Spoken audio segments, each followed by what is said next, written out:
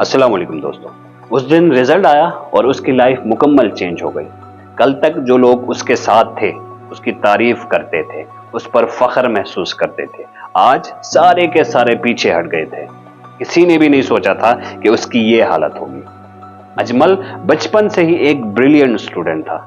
Class में वो हमेशा फर्स्ट आता था, पोजीशन लेता था और हमेशा डिसिप्लिन रहता था। किसी टीचर की बात वो नहीं टालता था, हमेशा टीचर की बात मानता था। सारे टीचर्स उसकी तारीफ करते थे और उस पर फख्र महसूस करते थे। जितने भी उसके दोस्त थे वो सारे के सारे उसकी कंपनी को एंजॉय करते थे और उससे बहुत कुछ सीखते थे। घर वाले भी हमेशा अजमल का साथ देते थे और उस पर फख्र महसूस करते थे। उसके रिश्तेदार भी उसकी तारीफ करते थे, उसकी पढ़ाई की तारीफ करते थे, उसके बिहेवियर की तारीफ करते थे। क्लास में जब भी कोई टेस्ट होता तो उसमें हमेशा उसके अच्छे नंबर आते थे, हमेशा टॉप 3 में वो आता था। टीचर कोई असाइनमेंट देता, कोई होमवर्क देता तो कभी भी ऐसा नहीं हुआ कि वो होमवर्क किए बगैर आया हो। क्लास में किसी से लड़ता झगड़ता नहीं था, हमेशा अपने काम से काम रखता था, हमेशा पढ़ाई पर फोकस करता था। हर तरह से वो एक परफेक्ट स्टूडेंट था जिस पर हर कोई फख्र करता था। जब 9 में पहुंचा तो अजमल ने पहली दफा बोर्ड का एग्जाम दिया। एग्जाम से पहले उसने खूब तैयारी की थी, दिन रात लगाकर उसने मेहनत की थी और उसके मुताबिक उसके पेपर्स भी अच्छे हुए थे। लेकिन किसी वजह से उसका रिजल्ट बहुत खराब आया। उसके 2 सप्लीस आ गए।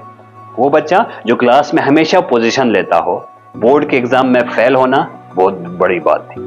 उसने सोचा भी नहीं था कि वो बोर्ड के एग्जाम में फेल होगा। शुरू शुरू में सबने उसका हौसला बढ़ाया।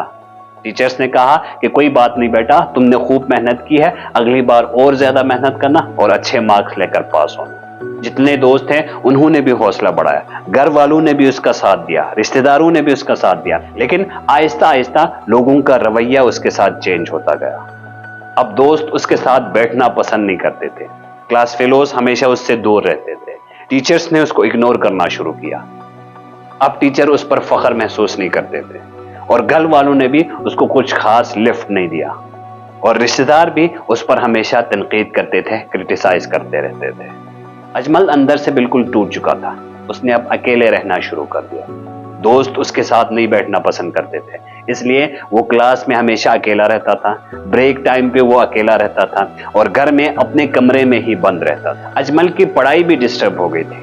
अब क्लास टेस्ट में उसके अच्छे नंबर्स नहीं आते थे, अच्छे मार्क्स नहीं आते थे, क्योंकि वो पढ़ाई पर ध्यान नहीं दे पाता था। वो बिल्कुल बिल्कुल अकेला हो गया था और वो पढ़ाई में भी बहुत कमजोर हो गया था। उस वक्त किसी ने भी उसका साथ नहीं दिया। एक दिन वो अपने कमरे में उदास बैठा हुआ था, बोर हो रहा था और वो पार्क में घूमने चला गया। घूमते घूमते वो एक बेंच पर बैठ गया और उसने देखा कि दूर से एक बच्चा साइकिल चलाते हुए आ रहा है। जब वो साइकिल चलाते हुए इसके करीब से गुजरा तो वो साइकिल से गिर गया।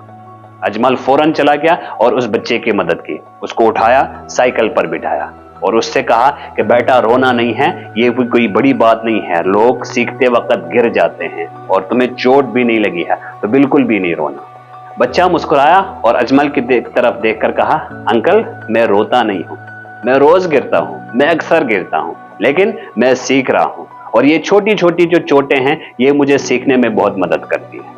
बच्चा यह कहकर चला गया, लेकिन अजमल को बहुत कुछ सिखा गया। वो अल्फाज अजमल के दिल में उतर गए।